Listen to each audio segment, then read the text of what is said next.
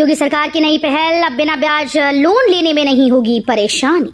मुख्यमंत्री युवा उद्यमी विकास अभियान योजना के तहत ज्यादा से ज्यादा युवाओं को ऋण देने के लिए हर जिले में दो विशेष अधिकारियों की तैनाती की जाएगी। एमएसएमई विभाग जल्द ही अधिकारियों की तैनाती करने की तैयारी कर रहा है। विभाग की कोशिश है कि चालू वित्तीय वर्ष 2025-26 में योजना को लेकर निर्धारित 1.5 लाख युवाओं को हर हाल में ऋण वितरित कर दिया जाए। नारी शक्ति को सुरक्षित रखने पर जोर, 60 लाख का पीएम मातृ वंदना योजना का लाभ।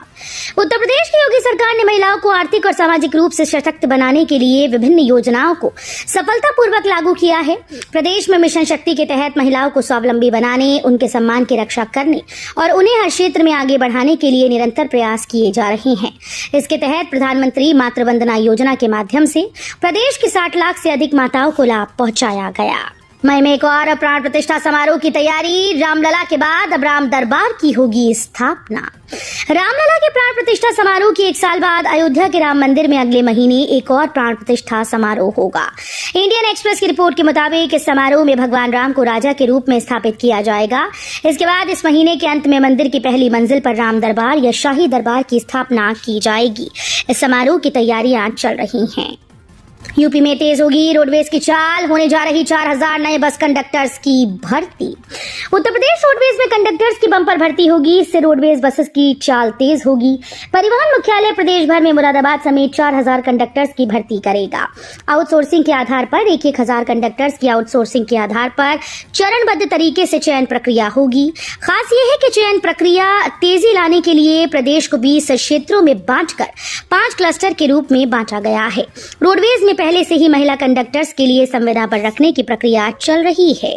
यूपी के लोगों का बिजली बिल होगा आधा। सरकार दे रही 1.8 लाख की सब्सिडी, बस ये करना होगा काम। पीएम सूर्यघर मुफ्त बिजली योजना के तहत जनपद में 1 लाख मकानों की छतों पर सोलर एनर्जी प्लांट स्थापित करने का लक्ष्य है, पर जिला प्रशासन अभी तक केवल 2300 भवनों पर ही सोलर प्लांट स्थापित करा पाया। लक्ष्य प्राप्त करने के लिए अब सरकारी अधिकारियों, कर्मचारियों, शिक्षकों के घरों की छतों पर सोलर प्लांट लगवाने का निर्णय लिया गया है। जनपद में इसकी संख्या 12,000 के आसपास है। सीडीओ ने इसके लिए सभी विभागों के जिला स्तरीय अधिकारियों को पत्र भेजकर अधिकारियों, कर्मचारियों और शिक्षकों को प्रेरित करने का आदेश दिया है। हेलीकॉप्टर से नगर निगम के वार्ड का सर्वेक्षण शुरू। मुख्य संवाददाता राष्ट्रव्यापी प्रोजेक्ट नक्शा कार्यक्रम के तहत शहरी भूमि सर्वेक्षण को आधुनिक तकनीक से पारदर्शी और सटीक बनाने के लिए गोरखपुर नगर निगम के नए वार्ड का हेलीकॉप्टर से सर्वेक्षण शुरू कर दिया गया। मुख्यमंत्री योगी आदित्यनाथ के लखनऊ प्रस्थान करने के उपरांत हेलीकॉप्टर में तैनात ड्रोन कैमरा, लिडार और नादिर के माध्यम से 12 पॉइंट के सर्वेक्षण किए गए। हालांकि सर्वेक्षण के लिए 10 नए वार्ड में 100 पॉइंट चिन्हित किए गए। बीएचयू में सिखाई जाएगी उड़िया भाषा, 2 साल का होगा कोर्स। काशी हिंदू विश्वविद्यालय में उड़िया पीठ की शुरुआत हो गई है। 2 साल के कोर्स के साथ ही शिक्षा, समाज, संस्कृति, हस्तकला और भाषा पर शोध किया जाएगा। इसके लिए उड़ीसा सरकार ने 5 करोड़ का फंड भी विश्वविद्यालय को दे दिया है। दरअसल उत्तर दक्षिण के संबंध को मजबूत बनाने के लिए बीएचयू को सारथी बनाया गया। पहली बार बीएचयू में उत्तर के छात्रों को दक्षिण की उड़िया भाषा सिखाई जाएगी। शाही मस्जिद का बदला नाम, अब जामा की जगह जुमा लिखा जाएगा। एएसआई ने तैयार करवाया नया बोर्ड। संभल में ऐतिहासिक शाही जामा मस्जिद को लेकर बड़ा बदलाव सामने आया। भारतीय पुरातत्व सर्वेक्षण ने अब इस संरक्षित स्मारक का नाम बदल दिया। मस्जिद को अब जुमा मस्जिद के नाम से पहचाना जाएगा। इसके लिए नीले रंग का नया बोर्ड तैयार हो गया है। जल्द ही इसे लगाया जाएगा। सूत्रों के मुताबिक एएसआई की टीम शीघ्र ही मस्जिद के बाहर ये बोर्ड लगाएगी। बोर्ड पर लिखा गया है, भारतीय पुरातत्व सर्वेक्षण संरक्षित स्मारक जुमा मस्जिद संभल। बनारस में 84 घाटों की लिस्ट में अब जुड़ेगा एक और पक्का घाट। पीएम मोदी दे सकते हैं सौगात। काशी के 84 घाटों की श्रृंखला में एक और घाट जुड़ने जा रहा है। योगी सरकार ने रामनगर को जोड़ने वाले ब्रिज के बगल स्थित कच्चे घाट का पुनर्विकास करके पक्का घाट का निर्माण करा दिया। निर्माण में काशी के अन्य ऐतिहासिक घाटों के वास्तुशिल्प का विशेष ध्यान रखा गया। आधुनिक रूप से बने इस पक्के घाट पर पर्यटकों की सुविधाओं का खास ध्यान रखा गया, जिससे धार्मिक कार्यों के साथ ही पर्यटकों को सभी सुविधा मिल सके। नोएडा में बसेंगे 5 और नए शहर, प्रॉपर्टी खरीदना हुआ महंगा। ग्रेटर नोएडा में जल्द ही जेवर एयरपोर्ट शुरू होने वाला है, जिसका असर रियल एस्टेट पर पड़ रहा है। इस इलाके में तेजी से रियल एस्टेट और आर्थिक गतिविधियों को बढ़ावा मिल रहा है। हालांकि योगी सरकार इससे भी कहीं बड़ी प्लानिंग कर रही है।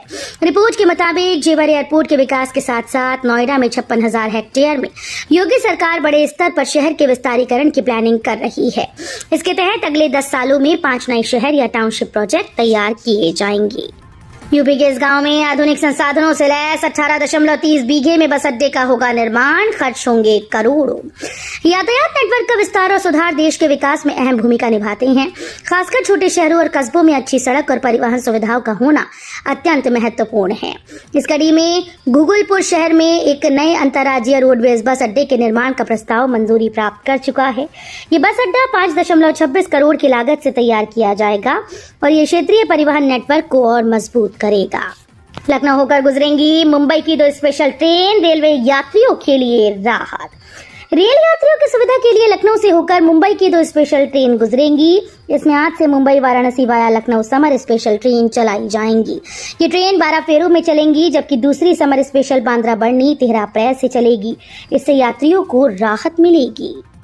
हम उनके साथ हैं। वक्फ बिल को लेकर ये क्या बोल गए अखिलेश यादव, कहा सीएम को नहीं आता मोबाइल चलाना। पूर्व मुख्यमंत्री अखिलेश यादव ने वक्फ बोर्ड के मुद्दे पर सुप्रीम कोर्ट जाने वालों का समर्थन करते हुए सरकार पर विफलताओं को छिपाने का आरोप लगाया। उन्होंने कहा कि सरकार ऐसे कानूनों के जरिए अपनी नाकामियों को ढकने की कोशिश कर रही है।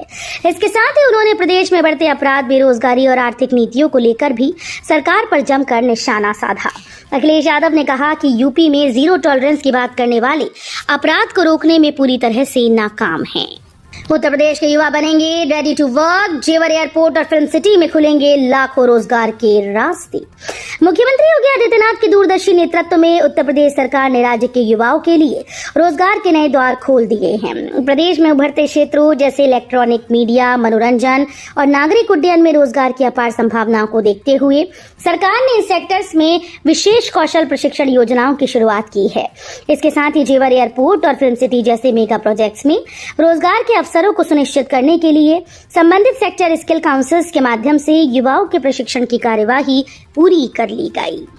रिजल्ट से पहले विवरण में संशोधन के लिए अंतिम मौका, आज तक चलेगी वेबसाइट। यूपी बोर्ड परीक्षा में शामिल हुए परीक्षार्थियों के शैक्षिक विवरण में संशोधन के लिए माध्यमिक शिक्षा परिषद ने अंतिम मौका दिया है। 9 अप्रैल तक विद्यालयों के प्रधानाचार्य वेबसाइट पर परीक्षार्थियों का विवरण संशोधित कर सकते हैं। ग्रेटर नोएडा में 10 प्रोजेक्ट के 7,000 खरीदारों को फ्लैट मिलने की आस जगी। ग्रेटर नोएडा में जेपी एसोसिएट्स लिमिटेड के 7,000 से अधिक खरीदारों को एक बार फिर से फ्लैट मिलने की आस जगी है। हाईकोर्ट के फैसले के बाद प्रमुख सचिव की अध्यक्षता में समिति गठित कर यमुना प्राधिकरण की अगले 15 दिनों में रिक्वेस्ट फॉर प्रपोजल निकालने की तैयारी है। प्रदेश के 17 जिलों में लू की चेतावनी, पर कुछ जिलों में होगी हल्की बारिश। मौसम विभाग ने जारी किए अलर्ट।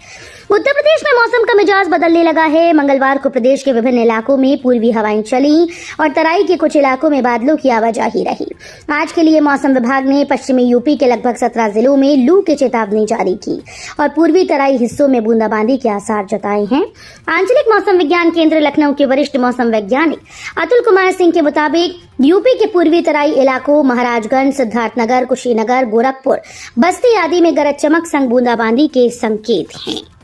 सपा सांसद के खिलाफ क्षत्रिय संगठनों का उग्र प्रदर्शन। लखनऊ में बैरिकेडिंग तोड़ी, पुलिस से झड़प, गाड़ी पर चढ़ी।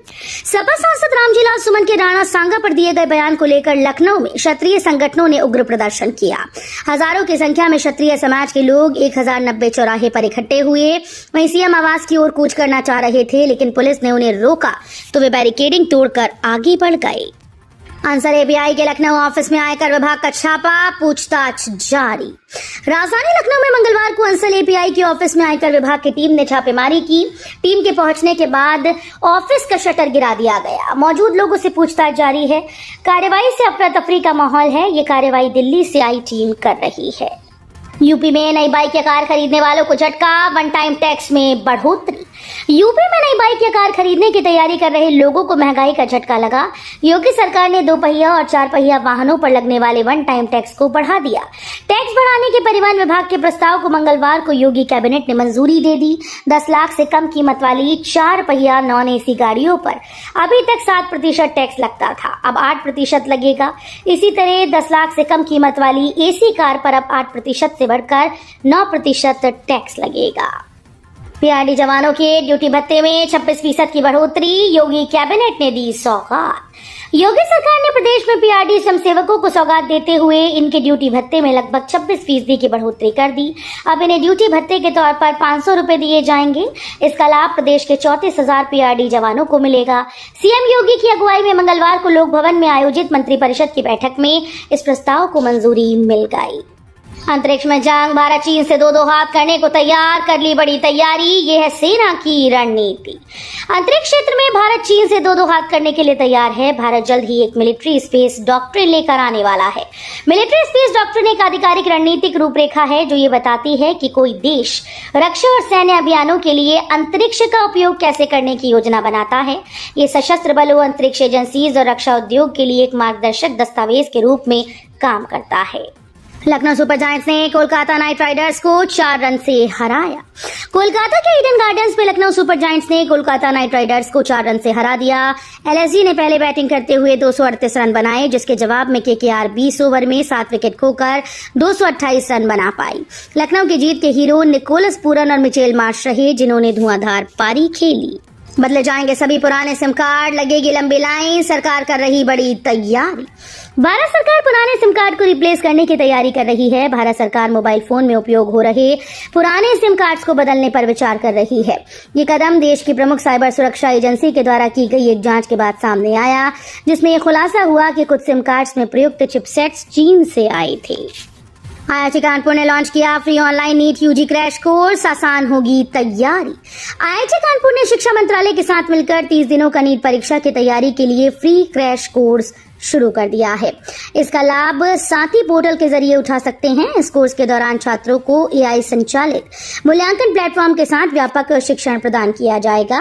30 अप्रैल के बाद कोर्स का समापन हो जाएगा। इस पहल के जरिए नीट यूजी उम्मीदवारों को आईआईटी और एम्स के एक्सपर्ट फैकल्टी द्वारा विषय विशिष्ट रिकॉर्ड किए गए लेक्चर रोजाना प्राप्त होंगे।